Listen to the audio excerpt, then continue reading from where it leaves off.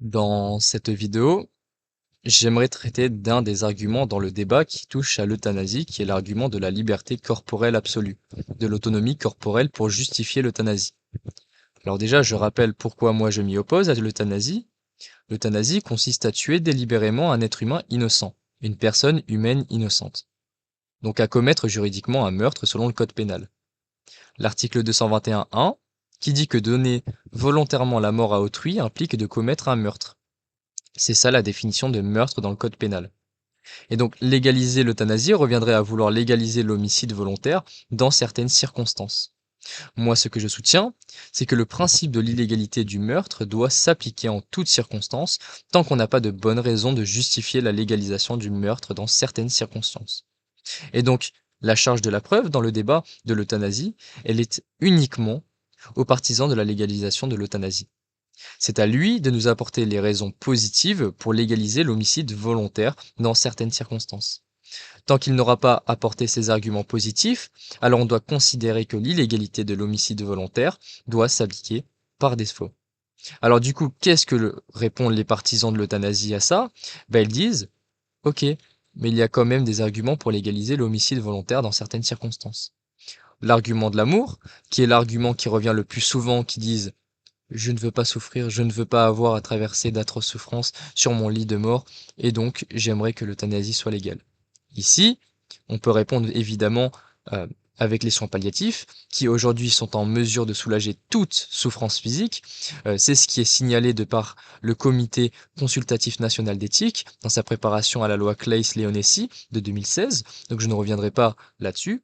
Euh, Ici, aujourd'hui, la médecine moderne, que ce soit à travers les anesthésies névralgiques, etc., est capable de soulager toute souffrance physique. Et pour les cas les plus extrêmes, surtout en phase terminale, on a accès à ce qu'on appelle la sédation profonde, qui peut être maintenue jusqu'au décès selon la loi Claeys-Leonessi de 2016.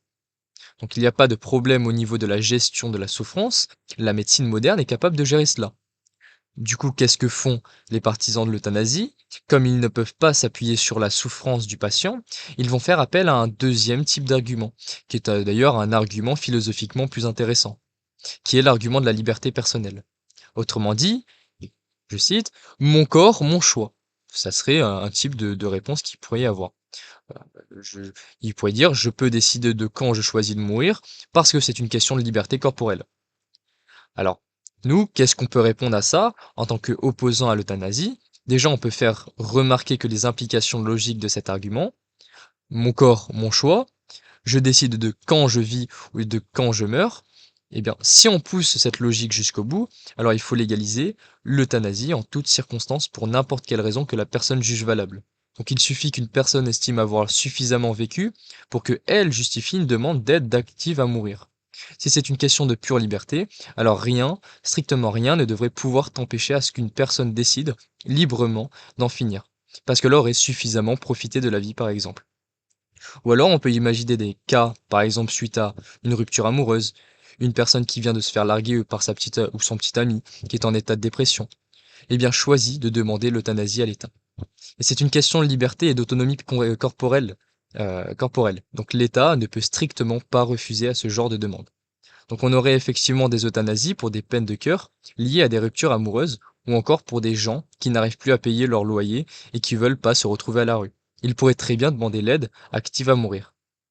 Donc voilà, si cet argument était correct, n'importe qui pourrait demander l'euthanasie pour n'importe quelle raison en toutes circonstances. Et évidemment, aucune personne dans le monde n'ose aller jusque-là. Même le président de l'Association pour le droit à mourir dans la dignité, la DMD, qui s'appelle Jonathan Donny, reconnaît qu'aujourd'hui personne va vous autoriser une euthanasie parce que vous avez une peine de cœur. Mais du coup, dire ça, c'est incohérent avec l'argument de la liberté corporelle. J'ai un droit absolu de disposer de mon corps, alors rien, strictement rien, ne devrait s'empêcher à ce que je fasse une demande d'euthanasie pour n'importe quelle raison que je juge être la bonne. Donc, c'est incohérent de la part du partisan de l'euthanasie de refuser d'aller jusqu'au bout de leur logique. On peut aussi ajouter que l'État français reconnaît d'ailleurs qu'il n'y a pas un droit absolu de faire ce que l'on veut de notre corps. Puisqu'il est interdit la vente d'organes, par exemple, c'est interdit aujourd'hui de vendre ses propres organes, et si l'argument de l'autonomie corporelle s'appliquait alors, rien ne devrait m'empêcher s'opposer à ce que je puisse vendre mes propres organes, puisqu'après tout, pardon, c'est mon corps. j'en fais ce que je veux. Eh bien non, il n'y a pas un droit absolu de faire ce que l'on veut de son corps. Et l'État français le reconnaît déjà, donc il ne suffit pas de faire appel à l'argument de c'est ma liberté. Je fais ce que je veux de mon corps pour justifier la légalisation de l'euthanasie. Pareil pour les questions liées aux drogues dures. Si j'ai un droit de faire ce que je veux de mon corps, alors on devrait légaliser les drogues dures comme l'héroïne, la cocaïne, l'ecstasy, etc., etc. On peut aussi ajouter que l'autonomie corporelle a ses limites en médecine. Ce n'est pas parce que je fais une demande X à mon médecin que mon médecin est tenu d'obéir à cette demande de donner à X. Donc par exemple, si je demande à mon médecin de me couper un bras parce que je me sentirais plus beau dans mon corps avec un seul bras, il est évident que le médecin ne doit pas se plier à ma demande et il doit refuser en disant bah non, cette demande qui a été faite est objectivement contraire au bien-être de mon patient et donc je dois lui refuser cette demande. Donc c'est pas parce que c'est pas parce que par ma liberté je choisis de demander quelque chose au médecin que le médecin doit obéir à cette demande. Pareil pour une personne anorexique qui demanderait à son médecin de ne plus la nourrir parce qu'elle se sent trop grosse dans son corps. Et elle dit que c'est une question d'autonomie corporelle privée. Et bien évidemment que le médecin ne doit pas obéir à cette requête. Il doit continuer de nourrir cette personne anorexique, même si cela implique de s'opposer à sa liberté. Ces exemples, enfin, montrent que certaines demandes qui sont formulées par un patient peuvent être par elles-mêmes intrinsèquement illégitimes, et que un médecin n'est pas tenu d'y obéir. C'est pourquoi, si on admet que le médecin doit refuser à son patient une demande qui nuit à son état de santé, alors a fortiori, il doit aussi refuser une demande qui entraîne sa mort parce que la mise à mort est encore plus grave qu'une simple détérioration de la santé. Donc il faut garder à l'esprit le principe suivant. Un patient qui demande à son médecin de réaliser un acte objectivement contraire à sa propre santé ne doit pas être exaucé, puisque justement, la finalité, le but de la médecine, est de soigner, d'améliorer les conditions du patient, et non pas de détruire la condition du patient. Enfin, j'aimerais terminer par un dernier argument sur la question de la liberté de demander l'euthanasie, qui est de répondre que on n'a pas la liberté de renoncer à ses droits fondamentaux. Alors les droits fondamentaux, ce sont les droits qui sont inaliénables, par exemple le droit à la liberté, l'intégrité corporelle, à la santé, des choses comme ça. Ce sont des droits fondamentaux qui fondent la dignité humaine dont aucun être humain ne peut choisir librement de s'en déposséder lui-même.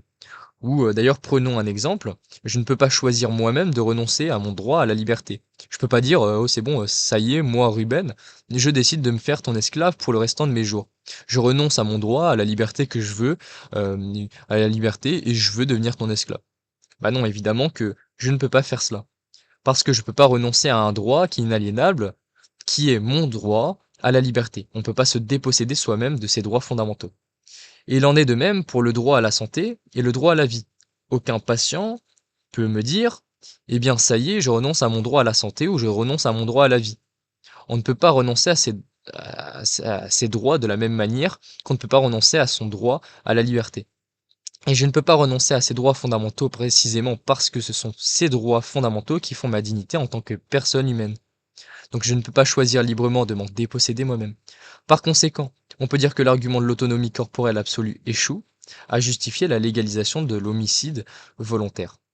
La vraie liberté consiste non pas à faire tout ce qu'on veut de son corps, mais de choisir dans les limites du raisonnable entre plusieurs biens que nous offre cette vie. Je vous remercie, bonne journée.